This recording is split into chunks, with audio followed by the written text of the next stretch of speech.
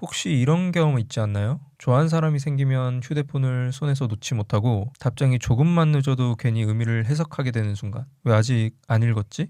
내가 뭐 잘못 보냈나? 지금 연애가 잘못되고 있는 신호입니다. 많은 분들이 남자를 안달나게 하는 방법을 밀당 기술이나 심리 트릭에서 찾습니다. 하지만 정작 중요한 건 따로 있습니다. 저도 예전에 상담을 하면서 이런 질문을 정말 많이 받았습니다. 연락을 일부러 늦게 해야 하나요? 스킨십은 어디까지 허용해야 할까요? 좋아하는 티를 얼마나 내야 하죠? 다들 방법을 묻지만 사실 진짜 문제 해결 방법은 나 자신에게서 쉽게 찾을 수 있습니다. 첫 번째는 연락에 너무 얽매이지 마세요. 우리가 누군가를 좋아하게 되면 가장 먼저 흔들리는 게 뭘까요?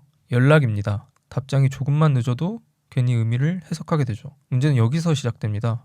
좋아하는 마음이 커질수록 우리는 반응 속도로 애정을 증명하려고 해요. 메시지 오면 그 즉시 답장. 하지만 생각해 보세요. 내가 이만큼 답장을 빠르게 한 만큼 여러분도 상대방 답장이 빠르길 원할 겁니다. 이런 식으로 대화를 이어나가다 보면 상대방은 점점 압박감이 늘어나고 여러분에 대한 기대도 줄어들어요. 이렇게 보고하는 관계가 되면 상대는 더 이상 상상할 공간이 없어진다는 거죠. 상대가 안달나는 포인트는 정보가 많을 때가 아니라 생각할 시간이 있을 때입니다. 그가 당신의 하루에 끼어드는 사람이 되게 해야지 여러분 하루의 중심이 돼서는 안 됩니다. 두 번째는 연애의 속도는 내가 정하세요.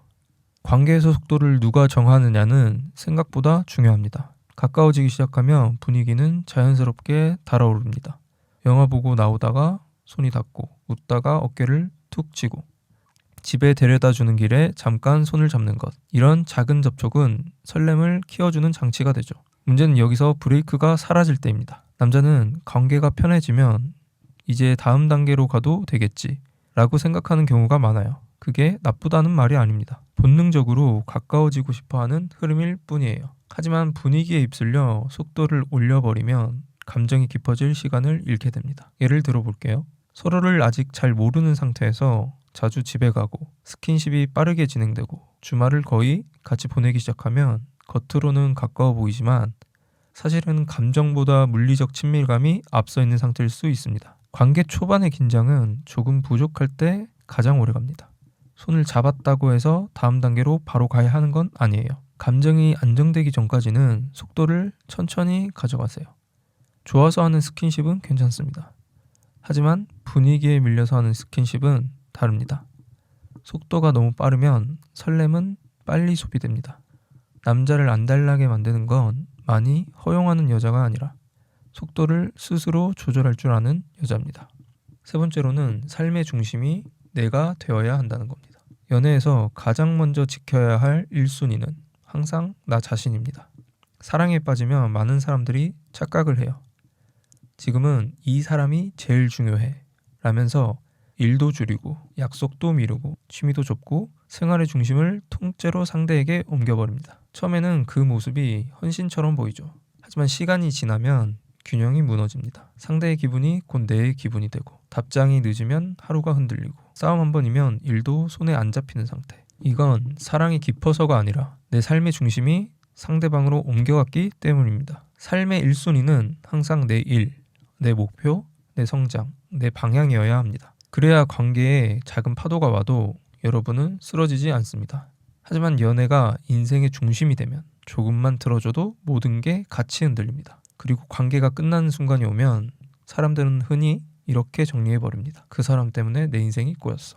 하지만 그 문장 속에는 빠진 게 하나 있어요. 언제부터인가 내 삶의 방향키를 그 사람 손에 쥐어줬다는 사실입니다. 내 일정도, 내 감정도, 내 선택도. 상대의 반응에 맞춰 움직이기 시작한 순간 이미 중심은 조금씩 이동하고 있었던 거죠. 그래서 자존감까지 같이 내려갑니다. 이건 사랑이 깊어서가 아니라 내 삶의 우선순위가 바뀌었기 때문입니다. 연애가 잘 되려면 내 인생의 구조가 먼저 안정돼 있어야 합니다. 내 하루가 내 계획대로 돌아가고 있고 내가 해야 할 일에 집중하고 있고 스스로를 책임지고 있다는 감각이 살아있을 때 그 안으로 들어온 사람은 내 삶을 대신하는 존재가 아니라 내 삶을 함께하는 존재가 됩니다.